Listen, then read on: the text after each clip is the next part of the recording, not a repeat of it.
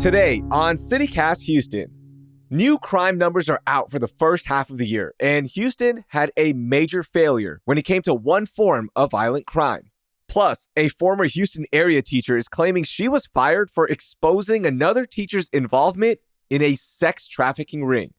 And what would you do if you were stuck in space for months? Hey, Houston newsletter editor Brooke Lewis joins me to talk about the big stories to know this week in H-Town. It's Tuesday, August 13th. I'm Raheel Ramzanali, and here's what Houston's talking about.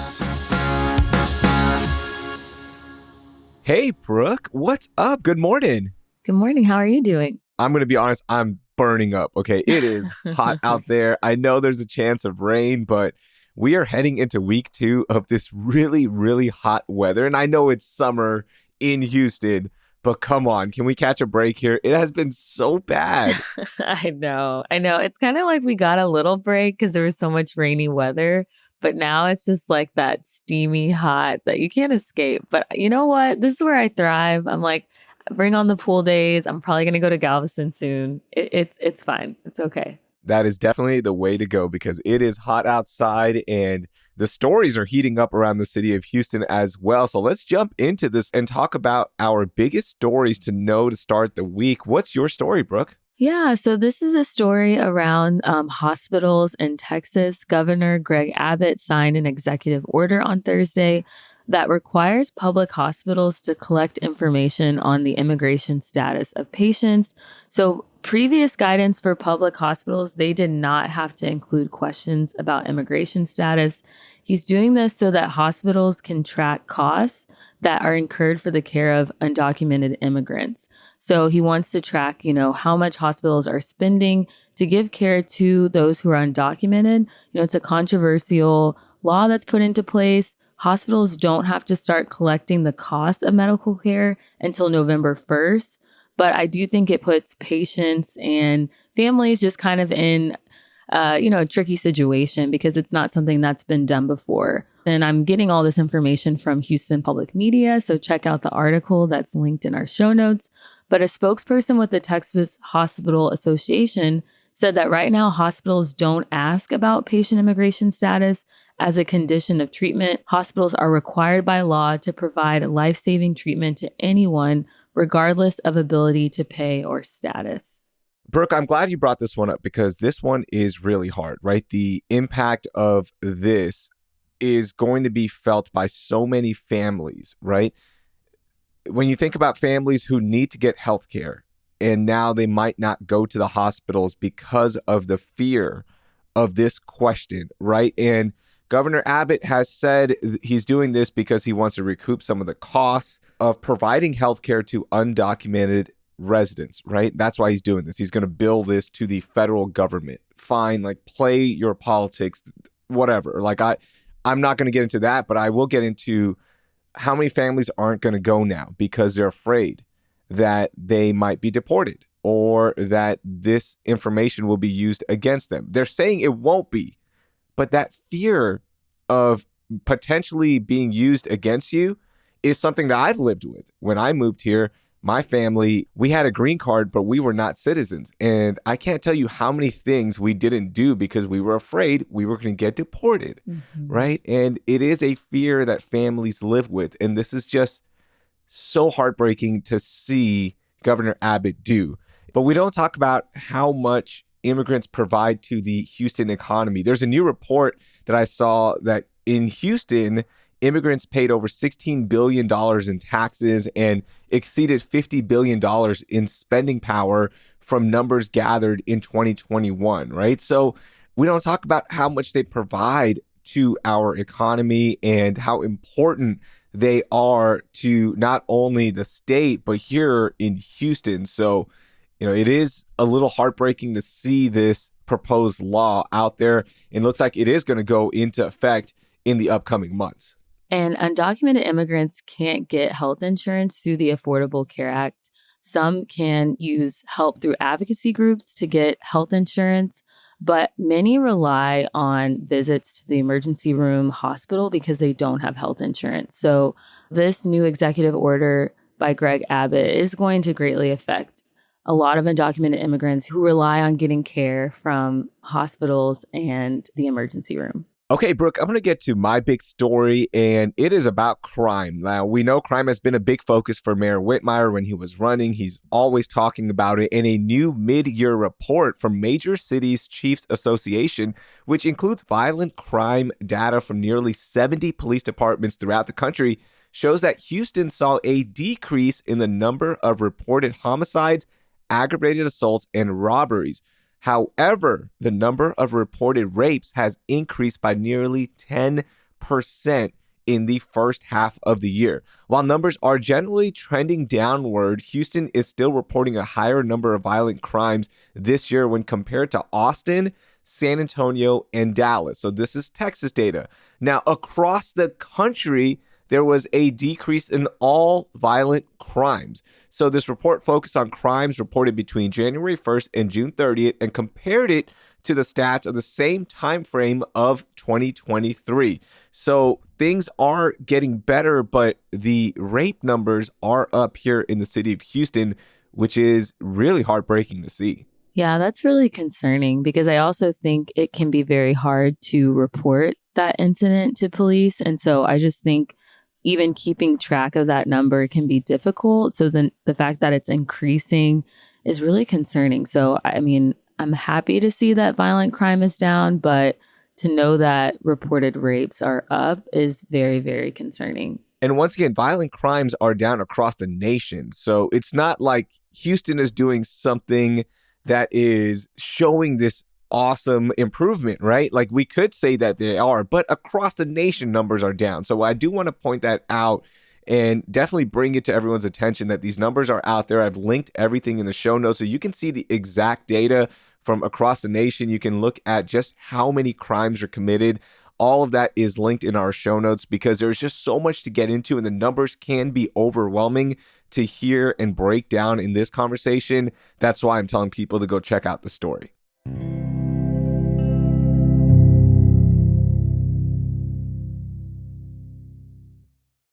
Okay, Brooke, let's get to lightning round. We have 3 stories that we need to talk about. And this first one, we're heading out to Klein ISD. A former teacher, Desma Darden, is suing Klein ISD after she alleges she was fired for being a whistleblower and alerting Klein ISD of another teacher, Kadria Grigsby, of being involved in a sex trafficking ring in February of 2023. Now, this is important. The dates are really important here. Remember that.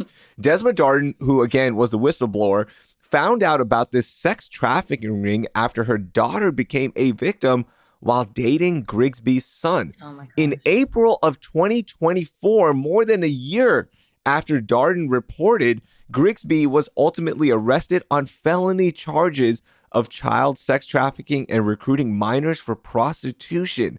Her son, Roger McGee, was previously arrested on similar charges.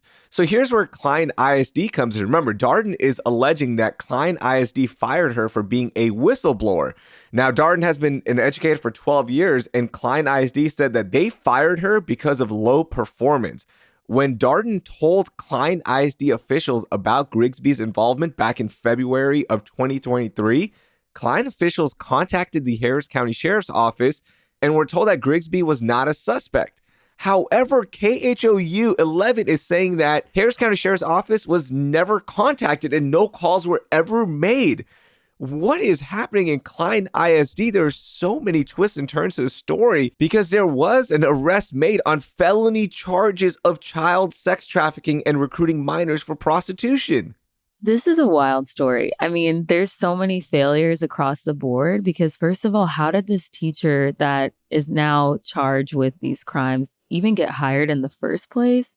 And then also, Klein ISD officials are saying that the teacher that was the whistleblower was fired for low performance, but could she have been fired for just, bringing this all to light? Like, there's so many failures. I just always, whenever I hear stories like this, and this is probably one of the most mind-blowing ones I've heard, I just wonder how these people get hired in a school district. And it makes you a little bit afraid for the students because most of the time you think, okay, these teachers have gone through background checks. They've gone through all these, hiring protocols. They've gone through interviews. how does something like this get past officials? Yeah, Brooke, you put it perfectly there. Like the failure on so many fronts, right? Because I don't see a date on when Klein ISD eventually let Grigsby go, right? Once it was reported by Desma Darden about what Grigsby was doing.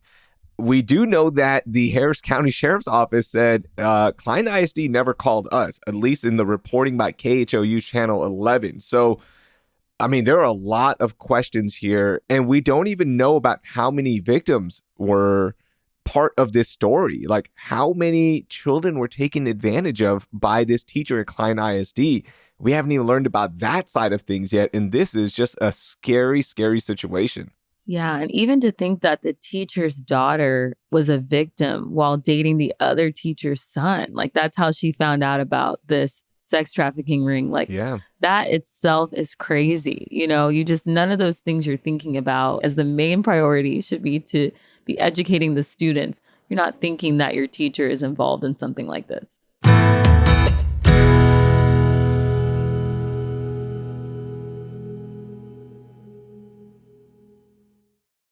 Okay, so I have a more positive story on COVID. So, University of Houston researchers have come up with two methods to prevent and treat respiratory viruses, including influenza and COVID. So, first, they have a nasal spray that can treat both the flu and COVID. But I think the more exciting one is that they've also developed NanoSting NS, which is a nasal spray and a vaccine, which can prevent the transmission of COVID variants to unvaccinated people. So this new vaccine is a game changer because current vaccines can prevent people from having serious illness, but it doesn't stop them from spreading the disease to others. So this is a vaccine that can actually stop the disease from spreading to others, which is really exciting. I know that it's still not officially out and for people to use yet, but to think that this came from right here in Houston, from University of Houston researchers, is a really exciting development. And I think sometimes COVID can be a Debbie Downer, like, why are we still dealing with COVID? But this is really exciting to think that there's new breakthrough treatment and that there's a vaccine that could actually stop the disease from spreading to others. Yeah, this is really cool to hear. And by the way, the clinical trials on humans will start within the next year. So, we still have some time before this hits the market, but potentially, when you think about the cold months when influenza COVID numbers do go up even more, if it's ready, right, at any point for maybe next winter, this is a good thing. And to prevent the spread is huge. And I can't wait to see if, things pass and we eventually get this on the market because, yeah, it started right here in Houston. I love innovation and I love that we are still tackling and figuring out good solutions to prevent the spread of not only COVID, but when you think about the cold and flu, influenza, that's huge. Yeah, it's very exciting. And I hope welcome news to those who are just kind of overhearing about COVID. But I think this is an exciting development. Yeah, this is really good. Okay, I've got the third story here, and this is a question for you, Brooke. Could you do this NASA mission? All right, just stick with me here because you're probably thinking, wait, I am not an astronaut. I am not a scientist. What are you going to put me through, Raheel? Well, 4 volunteers started a 45-day mission locked inside a 650 square foot, 2-story unit called Hera, Hera. So this will simulate a spacecraft traveling to Mars. Aaron Anderson, Sergei Lokimov, Brandon Kent, and Sarah Elizabeth McCandless will stay inside Hera for 45 days to show how confinement affects astronauts on deep space missions. So Hera is inside Johnson Space Center. You're not actually traveling in space. And it has exercise equipment, flight simulators, medical workstation, and virtual window view so you can feel like you're doing something and looking out into space. Plus, each crew member does have their own sleeping areas. But could you stay in that small little capsule for 45 days, Brooke? I don't know. I mean, that size is probably the size of my first apartment that I have by myself. But even then, it's like it's giving me the time when we had stay at home, lockdown for COVID. And I was going insane during that time. I wasn't really seeing many people and I could go outside. And the fact that they're in this unit for 45 days, I don't know. I don't know. I don't know if I could do it. Now, you will be working, you are doing some missions, and they do have a PlayStation 4 on board, so you can play games, I guess. But yeah, and being around 3 other people, I mean, I guess you can pass the time and play Uno or something, but 45 days in that little compartment. That's what it takes to be an astronaut. You know who I'm putting on there, right? Next, I'm going to sign up my daughter. Your daughter, for sure. Maybe the PlayStation. I feel like that kind of sends it over the edge. The fact that there's PlayStation and we can play Uno, I'm like, okay, maybe, but I still don't know. Oh my gosh. Hey, by the way, did you see that 2 actual astronauts will be stuck on the International Space Station until early 2025? They went up on June 5th and they were supposed to come back on June 12th. But because of issues with the Boeing Starliner, the spacecraft that they were supposed to come back, they can't come back now. So they are stuck up there. And they did make it up to the International Space Station safely. I know a lot of people are thinking like, wait, are they just floating around in space or something? No, they're in the International Space Station. It's just they don't have a ride to come back home because of the spacecraft that got them there. That's wild. To think that you were just going for a trip for, like in the same month, you're supposed to come back and they're not coming back till next year. So I could never be an astronaut just based on this story. And then the astronauts staying in this little small space for 45 days. I couldn't do it. Yeah, it is nuts, man. Just imagine you're going there for a week, right? And like you've got your life in order on Earth for a week, but then you have to make this call to your husband, your partner, your wife, whoever, right? And say, hey, so it looks like I'm going to be stuck up here for the next 8 months. Good luck. Yeah. Like, what do you say? You can't even come back. There is no, I'll get the next flight out. The next flight home isn't until next year. That is crazy. It's wild. It's wild. But I think they know what they're signing up for, being involved with an astronaut. So it's kind of like, they're surprised, but they're probably not that surprised at the same time. And by the way, those astronauts in the International Space Station, they are integrating with the crew and, handling missions. They are going to be doing projects. They are just part of the ISS. And eventually they are going to do some spacewalks as well. So that's pretty cool. You get to go out in space. Hey, there's a little silver lining there. All right, Brooke, you know what we do on Tuesday. We are going to end this episode with only in H-Town stories that you have to say only in H-Town. What do you got for me? Yeah, I just want to give a big shout out to the Houston Olympians. So also in the show notes, we're going to link an article that the Houston Chronicle has of all the Houstonians that competed in the Olympics or were a part of the Olympics. And it's a really long list, you guys. So I'm just really proud of all the Houstonians who showed up and showed out the Olympics. And I also wanted to give a big shout out to Jeffrey Lewis. He's a Houstonian who competed in the first ever men's breakdancing competition at the Olympics over the weekend. He did not medal, but he made it to the quarterfinals. And I got to see some of the women's and men's breakdancing, and I loved it. It was such a great event and such a welcome new event to the Olympics.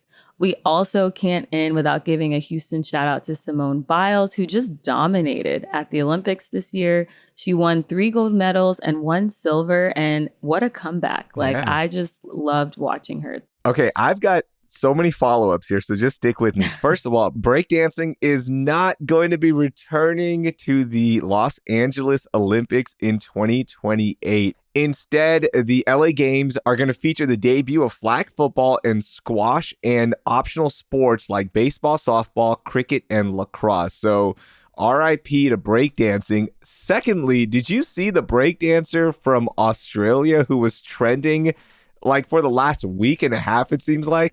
Oh my gosh, I think I missed this. I think it fell through the cracks of my Olympics binge watching. So I've linked it in our show notes, but she was the one that did this goofy dance and scored a 0, by the way, in breakdancing. But Rachel Gunn, aka Ray Gunn, has a PhD in cultural movement and convinced Australia to pay for her trip to the Paris Olympics and went out and did the most viral dance ever that scored a 0. It was so funny and it was so memorable. So shout out to her for finessing a free trip to Paris.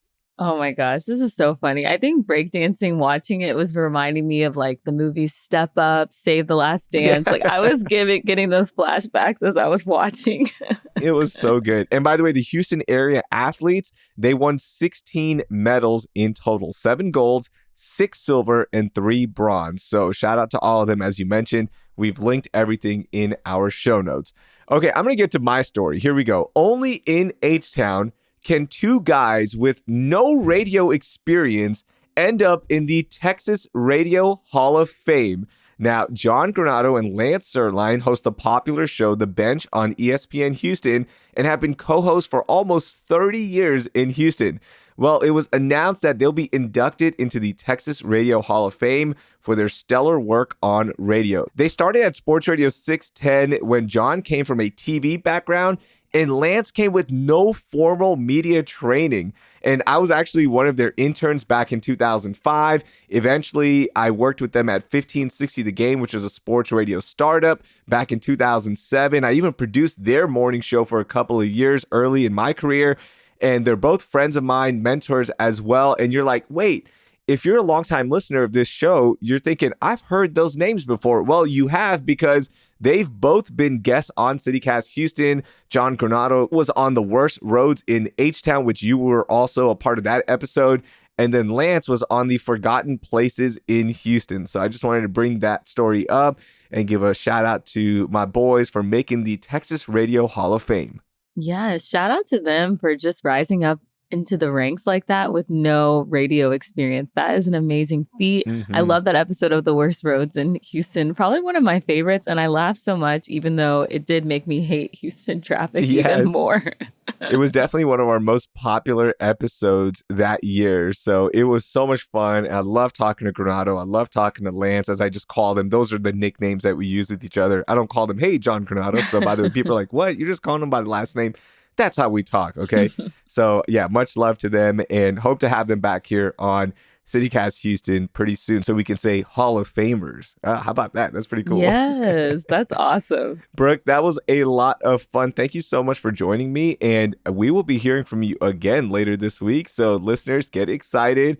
It's actually going to be tomorrow because we have a fun food episode planned for you. You're going to be back on. But thank you so much for joining me today. Yes, that's super excited and always happy to be on the podcast. That was Brooke Lewis. You can read all of the stories we discussed in our show notes. And while you're there, you can subscribe to Hey Houston and get the latest news, events, and happenings from Brooke every morning in your inbox. And before we go, do me a favor. Please rate and review CityCast Houston wherever you listen to podcasts. And please share this episode with 3 friends. That will do it for today. I'm Raheel Ramzanali. Thank you for listening, and I hope you learned something new.